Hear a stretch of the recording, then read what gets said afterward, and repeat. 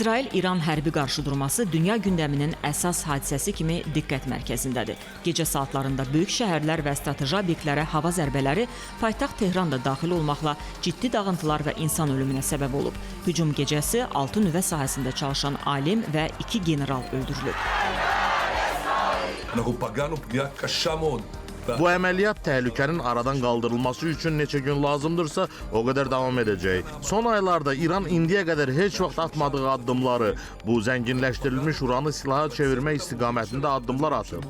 Dayandırılmasa, İran çox qısa müddətdə nüvə silahı istehsal edə bilər. Bu, İsrailin mövcudluğu üçün açıq-aşkar və real təhlükədir.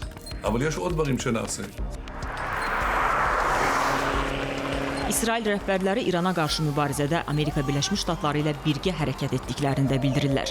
Rəsmi Tehran isə İsrailin hava hücumları dayanmadığı halda nüvə proqramı üzrə Birləşmiş Ştatlarla masa arxasına keçməyəcəyini vurğulayır.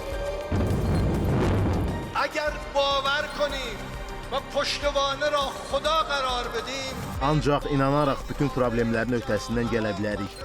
Biz Allaha bağlıyıq. Nəticədə biz Amerika və onun müttəfiqlərinə bağlı deyilik.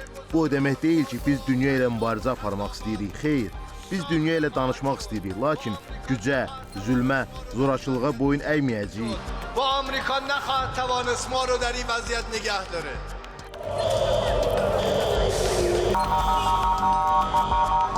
Bəzi ekspertlər münaqişənin iqtisadi aspektlərinə diqqət çəkir. Onların qənaətincə münaqişə qısa davam edəcəyi təqdirdə bəzi sahələr ziyan görəcək və qiymət artımları baş verəcək.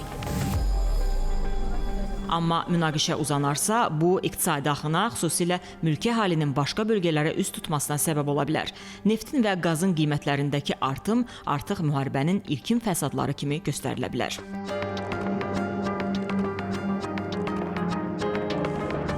Təl-Əviv və Tehran arasında yaşananlar dünyada böyük narahatlıq yaratmaqdadır. Məlum hadisələrlə bağlı Türkiyə prezidenti Rəcəb Tayyip Ərdoğan Azərbaycan prezidenti İlham Əliyevə zəng edib.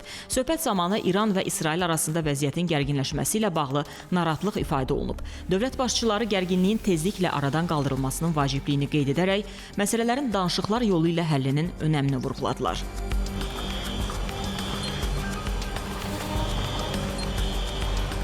Dünya liderlərinin hadisələrə reaksiyaları hərbi eskalasiya riskinin narahatlıq doğurduğunu göstərir.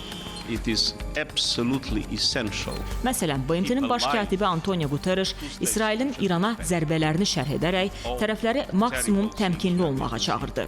Stat: Yaxın Şərqdə hər hansı hərbi eskalasiya qınanmalıdır. Statın sonu. Beynəlxalq Atom Enerjisi Agentliyinin rəhbəri Rafael Grossi isə hesab edir ki, heç bir halda nüvə obyektlərinə hücum edilməməlidir. Çünki bu, həm insanlara, həm də ətraf mühitə zərər verə bilər.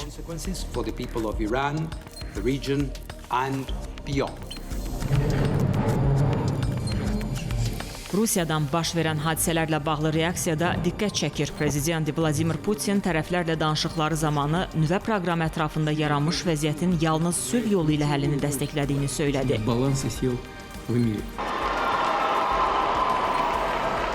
14-cü Papa Leo da İran və İsraili konstruktiv hərəkət etməyə inandırmağa çalışır. Bu əməliyyatların ciddi narahatlıq doğurduğunu deyən Papa, tərəflərin indiki məsuliyyətli dövrdə doğru addımlar atmasının vacib olduğunu deyir.